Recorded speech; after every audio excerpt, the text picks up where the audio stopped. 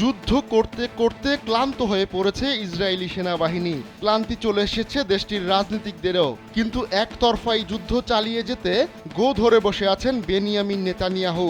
এবার নেতানিয়াহুর উপর বিরক্ত তারই এক মন্ত্রী বেনি গান্টস পদত্যাগের হুমকি দিয়েছেন।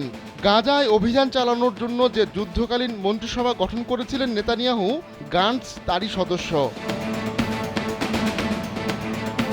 7 মাস ধরে হামলা চালিয়ে গাজাকে মাটির সঙ্গে মিশিয়ে দিয়েছে ইসরায়েল। কিন্তু তারপরও এই যুদ্ধ যেন শেষই হচ্ছে না।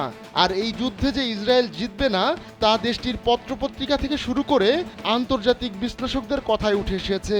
তাহলে কিসের আশায় যুদ্ধ চালাচ্ছেন নেতানিয়াহু? এবার ব্যাংকও আপনার হাতের মুঠোয়। Balance transfer, mobile recharge, bill pay থেকে শুরু করে যা চান সব হবে এক মুহূর্তে। NRBC planet. বলা হচ্ছে ক্ষমতা হারালে কারাবন্দী হতে পারেন নেতানিয়াহু, তাই যুদ্ধ চালিয়ে যেতে চান তিনি। নেতানিয়াহুর এমন গোয়ার্তুমির কারণে এবার ক্ষেপে গেছেন সাবেক প্রতিরক্ষামন্ত্রী বেনি গান্টস। তার বিশ্বাস কিছু ইসরায়েলি নেতার কাপুরুষতার কারণে যুদ্ধের গতিপথ থেকে সরে যাচ্ছে ইসরায়েল। গান্টস বলেন, সম্মুখ যুদ্ধে অবিশ্বাস্য সাহসিকতা দেখাচ্ছে ইসরায়েলি সেনারা, কিন্তু তাদের যুদ্ধে পাঠানো কিছু ব্যক্তি কাপুরুষের মতো আচরণ করছে এবং দায়িত্বহীনতার পরিচয় দিচ্ছে। সাবেক সেনা কর্মকর্তা গান্টস নেতানিয়াহুর বিরোধী রাজনীতি করেন, কিন্তু গেল 7 অক্টোবর ফিলিস্তিনের স্বাধীনতাকামী সংগঠন হামাসের হামলার পর নেতানিয়াহুর যুদ্ধকালীন মন্ত্রিসভায় যোগ দেন গান্টস। গান্টসের অভিযোগ, কোনো ধরনের পরিকল্পনা ছাড়াই যুদ্ধ চালিয়ে যাচ্ছেন নেতানিয়াহু। তাই নেতানিয়াহুকে আগামী 8 জুন পর্যন্ত সময় বেঁধে দিয়েছেন গান্টস, আর না হলে পদত্যাগ করবেন তিনি।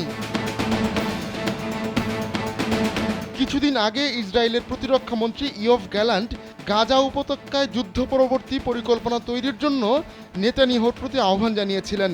পরিকল্পনার অভাবে যুদ্ধের যা অর্জন তা হারিয়ে যাচ্ছে বলেও মন্তব্য করেছিলেন গ্যালান্ট। এরপরই এমন হুমকি দিলেন গান্টস।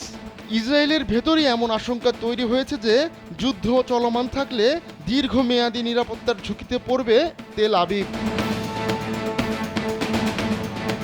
সরকারকে আলটিমেটাম দেওয়ায় সমালোচনার তীর ধেয়ে আসছে গান্টসের দিকে, কিন্তু তিনি এর শেষ দেখতে চান।